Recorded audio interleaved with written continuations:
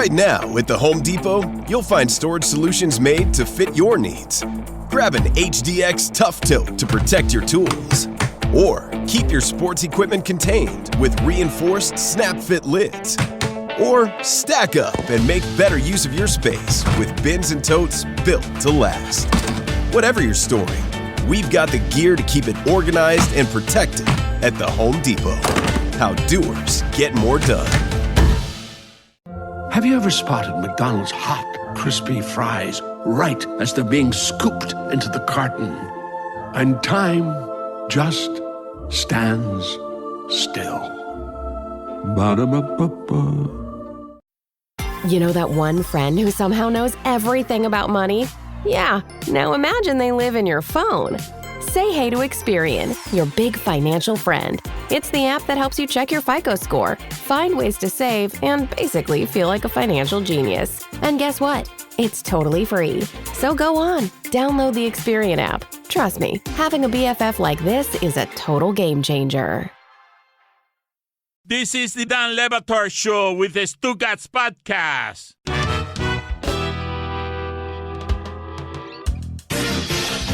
Listen up. Time to think fast. Is this a real or fake podcast? It's a game that is quite literally sweeping the nation. I have not had such good feedback on something that we've created like this, maybe since the musical. And we're going to play Real or Fake podcast with Andrew Hawkins and the host of Pablo Torre Finds Out, Pablo Torre.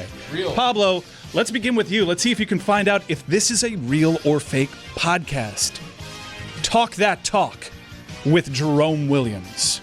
The Junkyard Dog? The Junkyard Dog? JYD. Talk That Talk.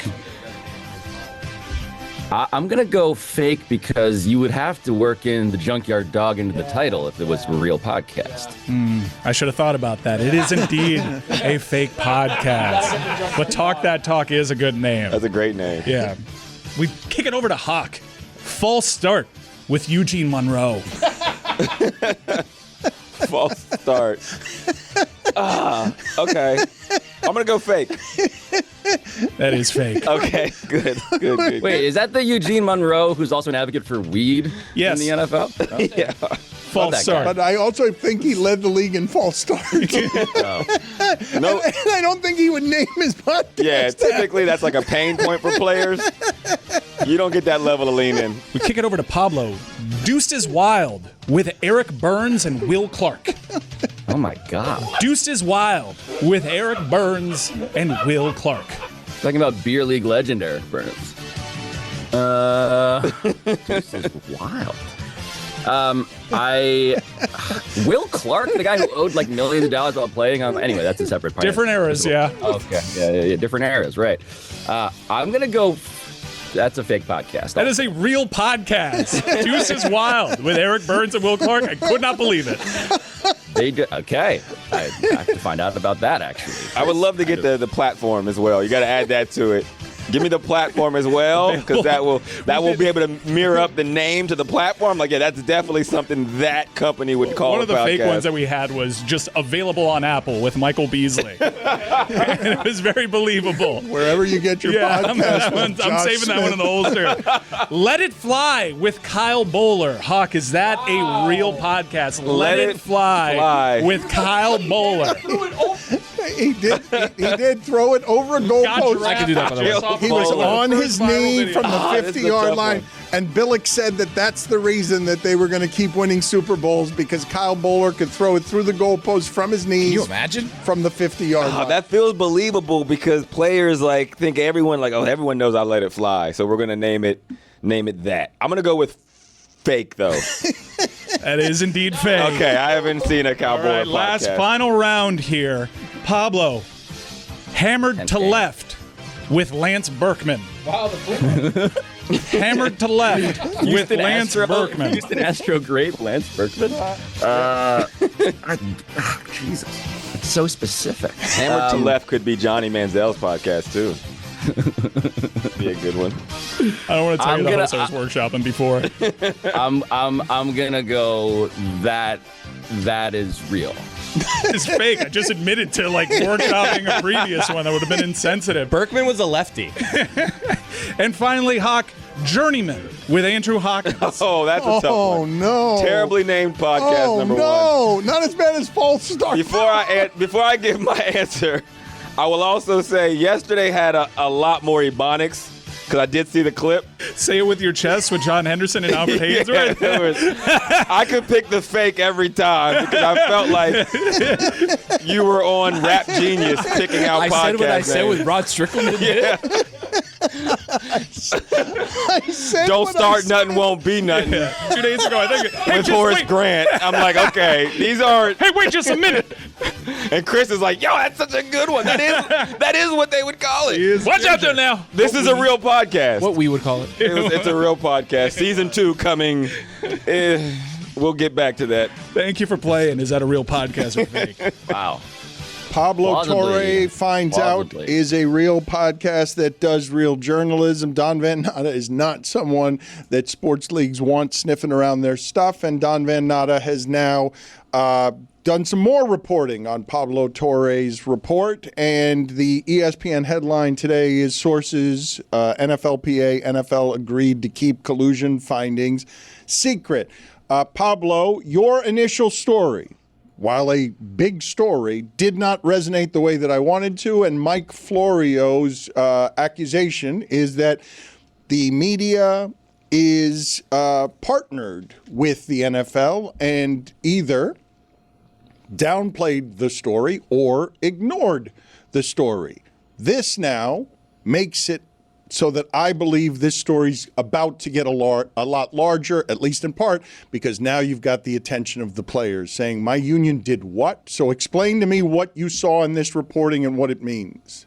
Yeah, so Don Van Natta is obviously one of the great investigative journalists who has ever lived, and Kalen Collar, who worked with him on this story, is also an excellent reporter. And so it has been interesting and amusing to see the floodgates open on delay. In order of the things you reference, right? Like Florio having that theory, I have a bit more of an Occam's razor theory, which is simply that people aren't exactly eager to co-sign investigative independent journalism when it also jeopardizes the places they get their sourcing from, their information, the way they eat. Maybe that's a separate but very similar way to the way that Florio put it. But the fact that Don has entered the fray has been incredibly, I would say, both predictable because the story is real and also welcome because this is what I was hoping would happen when you lay out a roadmap in a 50-minute episode around a 61-page document that had never been released before. And so when Don says, by the way, there are a couple of amazing details in this, by the way, that just make this something that obviously is enormous. One of those details is that they discovered what I had alluded to, which is that there was an actual confidentiality agreement signed between leaders of the NFL and the NFLPA to suppress the document that I published. So there's an actual binding legal document that my episode, essentially sort of like broke open because now everyone, according to this reporting, and I want to quote Don here because I just don't want to smell my own farts, quote, the confidentiality agreement kept the details of Droney's finding, that's the arbiter, his finding from the players until the Pablo Torre Finds Out podcast published the full arbitrator's report on June 24th. And then it goes on to discuss that this created a stir among the players. And to me, the next step in all of this, Dan, is like, what do the players think? What are they going to do about it? What should they think? What should they think? Well, another detail that was reported by Don that happened literally this week, I think puts to rest any ambiguity. Because the NFLPA under Lloyd Howell, the executive director, who's at the center of the story we reported, has decided 6 months after he got the ruling to appeal the ruling. So just keep in mind everything that's happening here. So they suppress the ruling. I report the ruling. There's radio silence. Don Van Natta starts calling around, and the NFLPA says, actually, we're going to appeal the ruling. There's very important things in here. It is, as possible, a clear indication that they messed this up that you could get. They are appealing the ruling that they tried to bury because they realize how bad a look it is that they never did anything with it. Well, I've got follow-up questions here, but does this tie into the NFL now wanting $12 million in lawyer damages and fees because they're appealing a ruling that they agreed to keep confidential and not appeal? Yes. So the NFL had an agreement, again, a confidential agreement, that we're not going to do anything with this. It's going to be suppressed. The NFLPA suddenly now, because of this public pressure, is saying, actually, we got to do something about this. Sorry, guys. And the NFL is saying in response, well, then you owe us legal fees. $12 million because our whole deal has been shattered. Now, of course, there is fine legal print that Florio has been reporting on Pro Football Talk about whether that's actually plausible that they would get the $12 million. But now we're in the realm of a more familiar landscape of NFL versus NFLPA saber rattling. Frankly, this reporting has pushed the NFLPA to behave finally like a union again. And that is as indicting as anything you could argue that we reported at all. That's what I was saying, that I would be, if I was a member of this union, I would be unbelievably mad and asking all sorts of questions. So answer this for me, Pablo. What was the NFLPA's incentive in agreeing to keep all of that private? So in the episode, we posit a number of theories that are validated and reported. And one of them is that J.C. Tretter, who was the former president of the NFLPA as a player, who became the chief strategy officer, who handpicked Lloyd Howell to be the executive director, was caught in those documents, in the discovery, the expedited discovery, the texts, the emails, the transcripts, to be trashing Russell Wilson and to be blaming him for not getting the full guaranteed contract that the NFLPA wanted. And instead, what happened was, it was revealed that the owners were found to have been in communication with each other and with the NFL around an attempt to prevent full guarantees from being given out. But what J.C. Tretter said was used against the NFLPA in that arbitration proceeding. And so what does that mean? It means that J.C. Tretter, who has designs, we also report, to be the head of the union. And Dan, this is a job that's only been held by a handful of people, literally. It's like Gene Upshaw and D. Smith and Lloyd Howell, right? There's a short list of guys, a couple other names on there. It's a long-term, forever job that J.C. Tretter wanted. He wanted to suppress this whole thing because that made him look bad. That's one part of it. The other part, this whole thing started because of the DeMaurice Smith regime, which was way more adversarial with the league. Lloyd Howell was the go-along to get-along guy, a corporate executive who was meant to be friendly, sort of restart relations with the NFL. So this was a win, in our view, in my view, in Florio's view, for the previous regime of the union, not the current one, which came in with a whole different strategy. So it wasn't a win for them. And then I think third and most generously, they thought that if we keep this quiet and we do this thing with the NFL, confidentiality agreement, of course, now known, then this is going to pay off for the union long term. The problem, of course, is that that third most generous theory is also now repudiated by the fact that they just appealed the bleeping ruling. So already, I just don't see any ground for this regime to stand on, even hypothetically, which is also kind of mind-blowing. Hey everybody, it's Mike. Down here in South Florida, as the audience well knows, we've been celebrating a proper championship, and we've been enjoying every minute of it. And by my side throughout that entire championship celebration has been Miller Lite. Yeah, I wanted to make my championship time a Miller time because much like most of the fun memories I've had as an adult, Miller Lite has been right there by my side, supplementing every experience. And now that I'm about to travel during the summer, you can rest assured I'm going to be having plenty of Miller Lite along the way, because that's what summer's all about. And since 1975, Miller Lite has been right there in all those memories for you listening right now. It's the 50th anniversary of Miller Lite. That's 50 years of great taste, great friends, great moments. Miller Lite, great taste, 96 calories. Go to MillerLite.com/Dan to find delivery options near you, or you can pick up some Miller Lite pretty much anywhere they sell beer. Cheers to 50 years of Miller time. Celebrate responsibly. Miller Brewing Company, Milwaukee, Wisconsin, 96 calories and 3.2 carbs per 12 ounces. All right, everybody, this is a wild one. For the first time ever, we've got a full-blown all-women's boxing mega event going down in New York City. 2 title fights, same night. And if you're like me and live for the action, DraftKings Sportsbook is where it's at. Never bet with DraftKings before? It's super simple. Just pick who you think is going to win, and that's it. Here's the kicker. New customers can bet just $5 and instantly get $150 in bonus bets. Download the DraftKings Sportsbook app right now and use promo code Dan. That's promo code Dan for new customers to get $150 in bonus bets instantly when you bet just $5. Only on DraftKings. The crown is yours. Gambling problem? Call 1-800-GAMBLER. In New York, call 877-8-HOPE-NY or text HOPE-NY at 467-369. In Connecticut, help is available for problem gambling. Call 888-789-7777 or visit ccpg.org. Please play responsibly. On behalf of Boot Hill Casino and Resort in Kansas. 21 and over. Age and eligibility varies by jurisdiction. Void in Ontario. Bonus bets expire 7 days after issuance. For additional terms and responsible gaming resources, see dkng.co/audio. At Sierra, discover great deals on top brand workout gear, like high-quality walking shoes, which might lead to another discovery. 40,000 steps, baby. Who's on top now, Karen? You've taken the office step challenge a step too far. Don't worry, though. Sierra also has yoga gear. It might be a good place to find your zen. Discover top brands at unexpectedly low prices. Sierra, let's get moving. Dan Le Batard. I win in the margins. I'm like, you're Moneyball of sex. I'm basically Scott Hatteberg. A lot of Stugotz. A lot of walks, but I'm on base. When it comes to sex, A I'm lot of Scott foul Hatteberg. tips. Other dudes, they can be Giambi.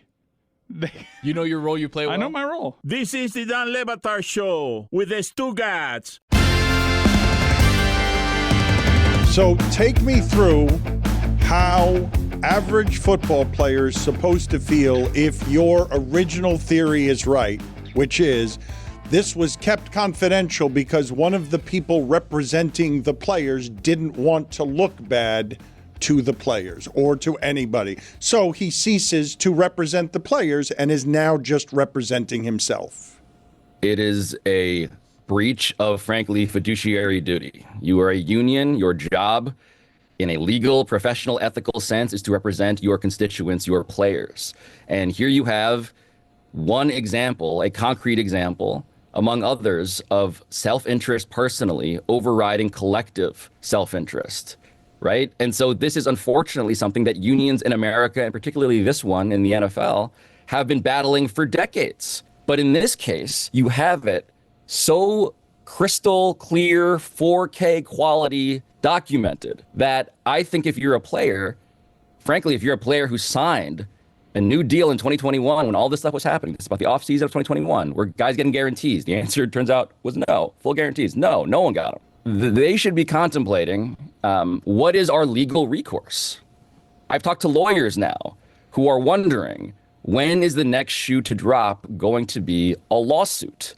When will, I don't want to get ahead of myself here because we're still reporting the story. Justin Herbert could sue the league, could sue the union, could he not? Justin Herbert, who is named in the text exchange between Michael Bidwill and Dean Spanos, the owner of the Chargers, Bidwill, the Cardinals owner, in which they are basically celebrating how they didn't give Kyler Murray full guarantees, which then helps Dean Spanos and the Chargers to not give Justin Herbert the full guarantees. I would imagine that guy logically would have a bone to pick, especially Dan. The extra layer of crazy on all of this is that those players that we've been naming, and this is Lamar Jackson, Russell Wilson, Kyler Murray, and Justin Herbert, the 4 big stars named in this thing, they were never told or shown what was in the document that was about their livelihoods until I published it. They had never heard it. The union had never told them. They had never shown them. And so there is actively, I think, a would-be grievance if they choose to pursue it. But also, clearly, the union is behind the scenes on fire right now in every figurative sense. And I think everyone's running around trying to cover their own ass. It would make sense. I pointed out yesterday that Peyton Manning's original contract had 0 guaranteed dollars in it. Brock Purdy's has 70% guaranteed dollars in it. And because of this, I've never seen Andrew Hawkins take more notes, and I don't think he's taking notes because he has any questions for Pablo Torre. I think it's because he's got questions for his friends and colleagues and union representatives. I see him taking a lot of notes here, but messy, I don't think he wants to ask any questions here. I think he might have questions for others, though. I welcome Andrew's thoughtful silence. Hawk's thoughtful note-taking silently is meaningful just because all I actually want, Dan, is for players to hear this, to see the reporting, to make a judgment for themselves. Again, I am not here to say, trust me, I got this, period. I'm saying, look at the document I published. Look at the interviews we did. Look at the reporting. Now look at Don Van Natta. Look at Kalen Collar. Look at ESPN wading into the waters. Why is this happening? Just ask yourself, why is this happening? And consider what it costs. And by the way, as I believe Hawk is aware, there is a CBA renegotiation coming up in 2030. And those things start years before, right? The setting of the table, the gaining of leverage, the angling in the public for what to do and how to win what the NFL owners are very loath to give, which is a percentage point of power, right? That process, if time keeps on wearing on here, the players are actively losing money by not dealing with this because it feels inevitable that they're going to have to. What do you believe will be the end point on this? And in your wildest dreams, the most seismic of scenarios that results from your reporting is blank? I think inevitably there'll be a change in leadership at the NFLPA. I just think that the smoke is too obvious. Wow. So you think that Lloyd Howell his job will be affected by your reporting? You're going for that Peabody, huh? Oh, I'm not. By the way, this is a pretty warm to kind of lukewarm take. I think that's obvious at this point. The Peabody? All of it. All of it. No, look, Lloyd Howell, man, separately, and we haven't even gotten into this part, there's a separate investigation into this whole other business that the NFLPA is embroiled in, which is called the One Team sort of enterprise. This is the Tony Clark thing with the MLBPA and all that stuff. Lloyd Howell is under FBI investigation right now for a thing that I believe is actually less interesting than what we're talking about right now. That's how this sort of was set up, that was preceding my reporting. So I think Lloyd Howell inevitably cannot sustainably be doing this job. I think that J.C. Tretter, who would have been the successor, by the way, in a very interesting sequence of events, right? Lloyd Howell has to be ousted. Who is the interim executive director? The logical successor might be the guy who installed Lloyd Howell with the title that had never before existed in the union of Chief Strategy Officer, who's kind of the guy who's been sliding in the background, but we named it in our reporting. J.C. Tretter, former Cleveland Browns center, right? That guy, the question is, would the players install him if they see everything that we have reported? And if it's not him, then the question is, who then next? And simultaneous to all of that is the fact that this 61-page document has the NFL owner's nightmare, right? 8 owners, discovery, texts, emails, transcript, Roger Goodell caught on emails with his chief, by the way, his chief lawyer. Then, I will say this without too much of a spiking of the football here, who then later, if you look at the timeline, resigned from his job. This is Jeff Pash. The general counsel, the famous general counsel for the NFL, stepped down, resigned after internally we know this arbitration ruling proceeding was happening in which he was caught on email with Roger Goodell, effectively doing the thing that gave the union the ammo should they choose to use it to get leverage against the NFL. Dan, when I say that this goes all the way to the top, I mean the NFL itself. When I kind of tongue-in-cheekly observed when I was with you last time, the NFL is monitoring the coverage of this story, what I say about this stuff.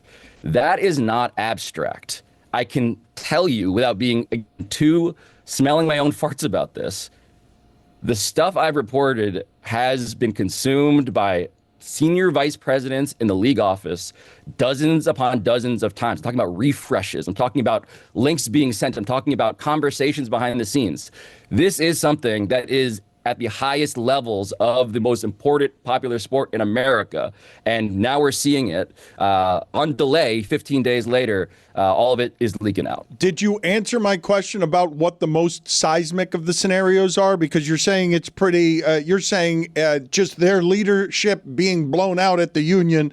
You're assuming that that's going to be so. So in the wildest of circumstances where this story catches fire and all league partners are forced to report on it, what is the most seismic of hypothetical results here?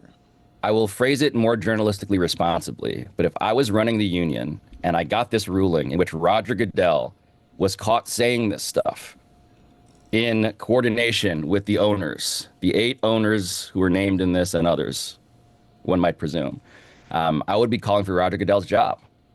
Now, will that happen in real time? I doubt that, but that is actively what the leverage that the union might have had here is. They could have gone to Capitol Hill. They could have called for hearings. They could have made an enormous public display of look at what we're dealing with heading into our next CBA, is that the leadership of the NFL itself is doing this stuff.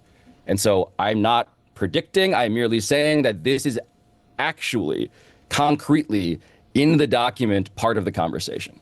Wow. Pablo, first of all, you speak English beautifully. Where'd you learn that? I got people in this room that can't speak English as well as you can.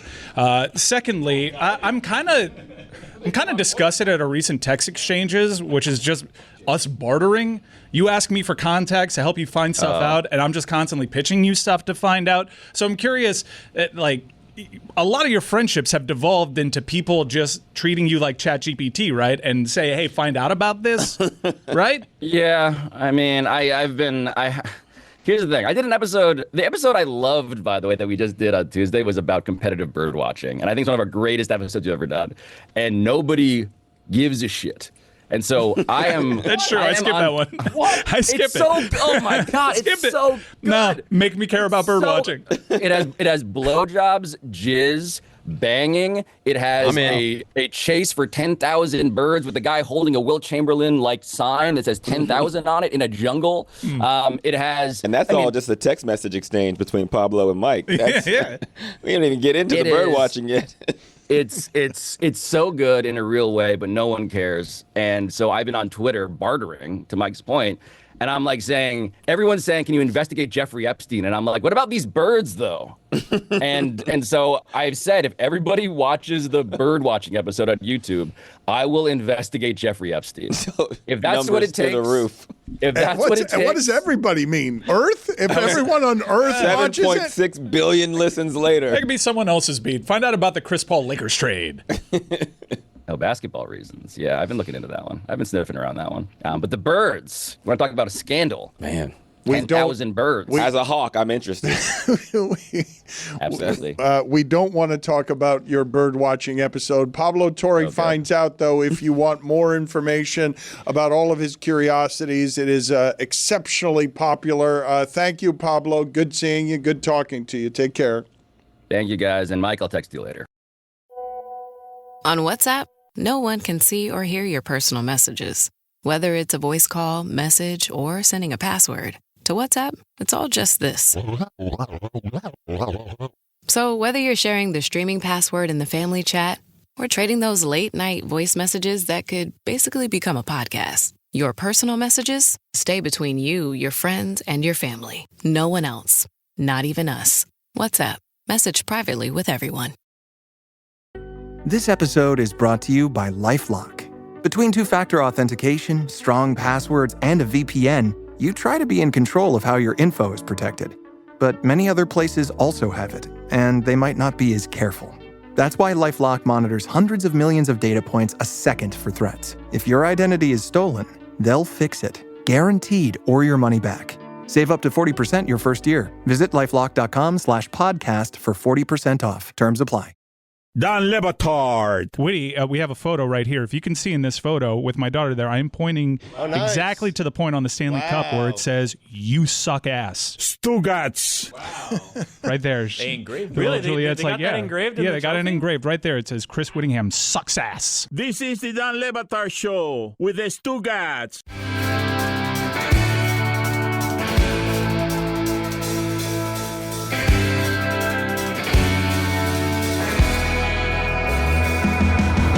What do you guys think about Deion Sanders saying that college football needs a salary cap?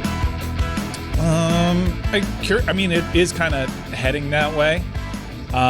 Curious, I'm a little worried about Deion, to be honest. He stepped away for a little bit this offseason for health reasons, and I saw Big 12 Media Day, and he was drenched in sweat, while no one else on the dais was. So I was watching that. I was a little concerned for Deion. He's had some health issues that he's kept pretty private. We know about the near foot amputation, but there's a lot of stuff going on in the NCAA, and this is an organization that flatly does not win in court.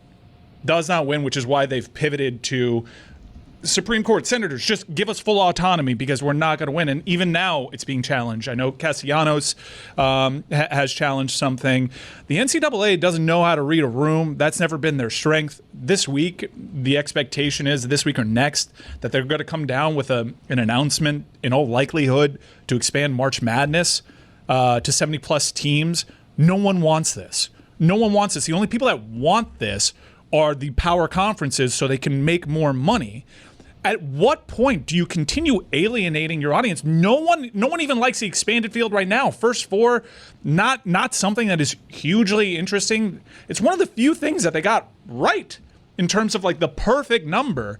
I'm really curious to see when they do get granted this, because in hiring Charlie Baker, they knew exactly what they were going to do. They were going to back channel and politic their way to a win. And it's not even like they're doing the work. In fact, their most recent plan is, we'll let the big conferences self-govern. Huh? You're going to let the Big Ten and SEC make the rules for the Big Ten and the SEC while you just collect the money because you organize all the non-revenue sports? Yes, is the answer to your question. Greed is going to win at every turn. There is no amount of dilution that will get in the way of the greed. They will continue to be greedy at every turn, grab as much as they can, and it will be several times beyond where the complaints are on all the dilution before they stop being people who just chase the money and the greed. They are not going to show moderation. They are not going to cut any of these things back. As long as the television dollars keep increasing, they will continue to dilute product long past the complaints about diluted product. So you salary cap, conceivably, you salary cap, does that cap a player's ability to make income on their name, image, and likeness outside of the cap? Mm-hmm. You can have an endorsement deal. I know that Jeremiah Smith just signed an endorsement deal with Adidas. Does that count for the cap? I know that the school's going to have the rev share, but as we've even seen with executive orders, these things are going to get challenged. Even their autonomy is going to get challenged. And if I may, this is a bipartisan issue. Hate for the NCAA reaches across the aisle. There are plenty of conservative judges that have ruled against the NCAA, more so even than the progressive ones. So I don't really know how this is going to work for the NCAA, but what confounds me, Dan, is the supreme confidence and assertion that we're just headed here. It's going to be rev share. There's going to be some sort of cap. We'll figure out what we do with the non-revenue sports. There'll be kickbacks along the way. There's going to be an NIL clearinghouse. The conferences are going to govern themselves. This machine keeps moving. And if there's ever been a time for college athletics to be paused, for everybody to figure this bleep out, it's right now. The tough part is, it seems like the silent fight is that you're trying to keep the players from being employees. And that is pretty much the thing that is going to continue to expand all the things that Deion and everyone's complaints are about. They have too much power. There's too much money. It just keeps going up. We need a cap. It's because they're going to do everything in their power not to call them employees. Right now, they are essentially 1099s, contractors, year-to-year basis, which should prevent multi-year contracts, which should prevent them telling you, quote-unquote, how to do the services you're being paid for. And they're trying to dance around that because what comes with that, like you know, is a CBA. What comes with that is restriction. What comes with that is probably a lot of lawsuits from players and former players that now put you on the hook for injuries that have typically gone to the NFL and or nobody cared about, because no one goes back and sues the university because my back is messed up for forever for those 4 years, or my ankles are messed up, or my joints, or concussions. And they're trying in every sense of their power to make it to where the public is going to yell, the players have too much power, because in that version of it, it makes it a little bit easier of a process to say, hey, it's not us, it's them. They want it. We just want them to be able to do what they want. We're finally getting it right. That's not what the actual sentiment is. Let me rewind some of this, though. The messenger on this is Deion. It is not surprising that Deion would want limits on the power of others. Deion is about Deion at every turn, and Colorado cannot compete with Texas and Ohio State when it comes to money. So Deion wants a cap. More interesting to me is the idea of a cap in general. Fans love a cap. Athletes would have no reason to love a cap. The baseball salaries are what they are, at least in part because there's not a cap, because the owners can't control themselves and they need a salary cap to control themselves, because you see what happens when they collude and can't control themselves. Deshaun Watson gets guaranteed money because someone's desperate for a quarterback, and then all of a sudden you get everything we've been talking about today. I don't think there should be salary caps. I understand why there are salary caps. The reason? The owners cannot control themselves. If Jerry Jones needs a quarterback, he's going to outspend everyone else for a quarterback if you don't have a salary cap. And that's the reason it exists. It's not for fairness. It's not for any other reason other than the owners want fixed costs. Like, you don't understand the government advantages that these leagues have with their monopolies when they can sit there and limit capitalism. They can limit that these people who are more valuable than the average person can have fixed costs in a draft and not have choices about where they work when they have more choices than the average employee anywhere in employment under normal circumstances that don't have limits. But so that you understand why the salary cap exists, it's twofold. One, the owners can't control themselves, and two, the owners know how to always beat the players when it comes to collectively bargained partnerships, because they can do things like what we've been talking about for 2 hours here, where you get the confidentiality agreement from the head of the players union instead of the players union getting all of the information that they need. All too often, it's not just sports. It's capitalism for me, but not necessarily for the labor force, which I find curious. Danny White, who I think is one of the more bright administrators in the sport, did a great job with UCF, is now at Tennessee. He spoke to Yahoo Sports, and he's really one of the first administrators to invoke CBAs, collective bargaining agreement, which many schools may think opens up a can of worms. But this is what he told Yahoo Sports. In his model, college athletics would in fact not be employees of their schools, but a structure that calls for the creation of a national employment organization that partners with a players association, perhaps one already formed in the professional leagues. That's interesting, especially since the main revenue generator is football, and the NFL and its PA has a free minor league system. Do they actually contribute something to the pot? That's something interesting.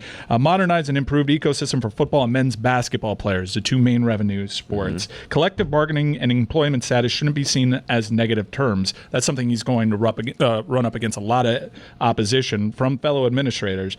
I think there's a lot of people who think the same way that I do. We can go another 3 or 5 or even 10 years of this difficult environment, or we can accept the reality and fix it right now. 10 years, I think we're all going private equity firms and Super League anyways, Hawk. I mean, it's going to have to separate, because that's the other part of the cap, where the other reason is teams and markets and franchises who might not have the same access to funds have to compete against each other, and it's just naturally harder, even in the open market outside of sports. Think about any industry, the media industry. If said media company has way more money to pay talent, they'll always get the highest paid, and the guys and girls that bring in the most amount of money versus a smaller media company, because we don't have the amount of money to pay the salaries that the big guys have, right?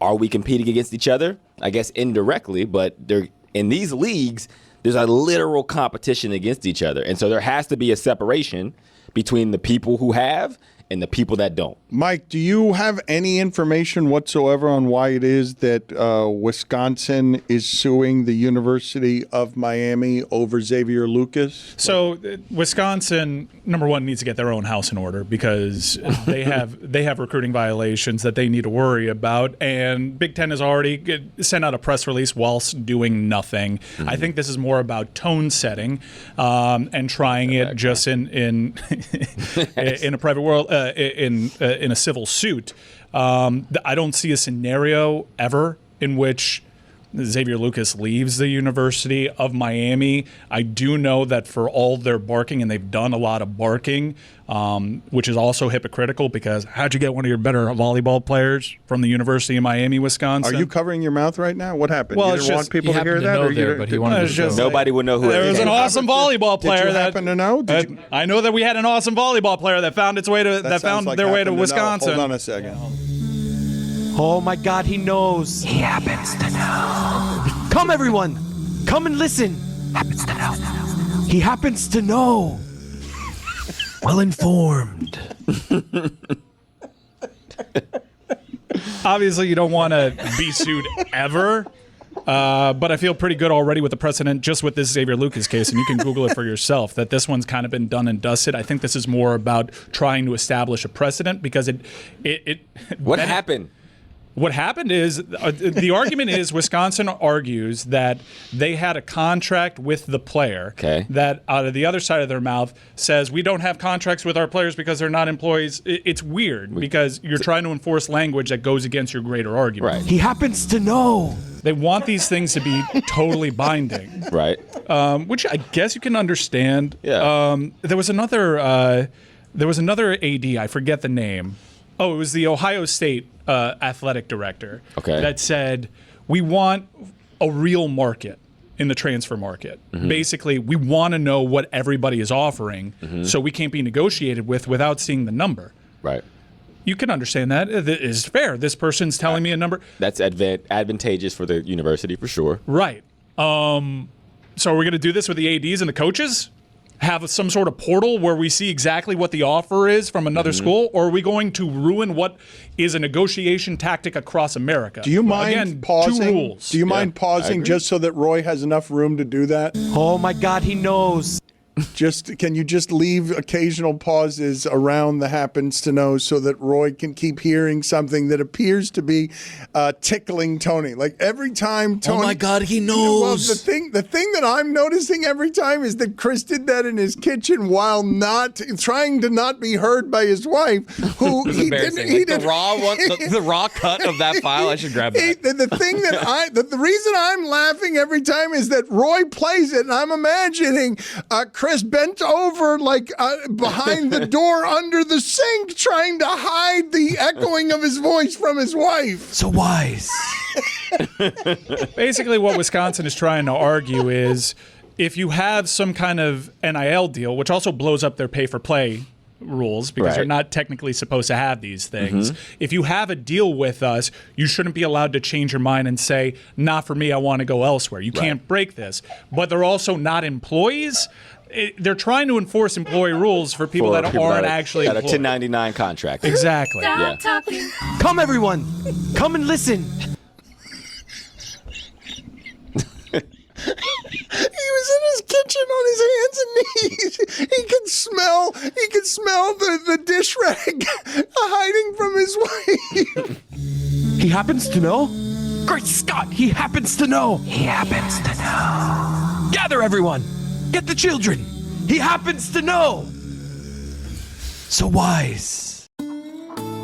Hey everybody, it's Mike. Down here in South Florida, as the audience well knows, we've been celebrating a proper championship, and we've been enjoying every minute of it. And by my side throughout that entire championship celebration has been Miller Lite. Yeah, I wanted to make my championship time a Miller time because much like most of the fun memories I've had as an adult, Miller Lite has been right there by my side, supplementing every experience. And now that I'm about to travel during the summer, you can rest assured I'm going to be having plenty of Miller Lite along the way, because that's what summer's all about. And since 1975, Miller Lite has been right there in all those memories for you listening right now. It's the 50th anniversary of Miller Lite. That's 50 years of great taste, great friends, great moments. Miller Lite, great taste, 96 calories. Go to MillerLite.com/Dan to find delivery options near you, or you can pick up some Miller Lite pretty much anywhere they sell beer. Cheers to 50 years of Miller time. Celebrate responsibly. Miller Brewing Company, Milwaukee, Wisconsin, 96 calories and 3.2 carbs per 12 ounces.